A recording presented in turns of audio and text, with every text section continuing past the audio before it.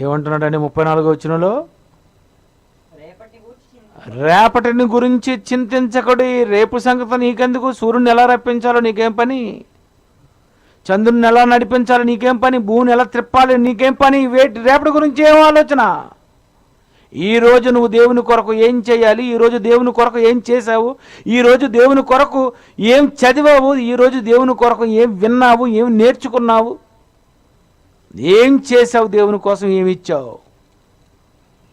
రేపటి గురించి ఇక ఆలోచించకు. దినంలో కోసం ఆలోచించకు. జరగబోయేది ఏంటో చెప్తాను విను.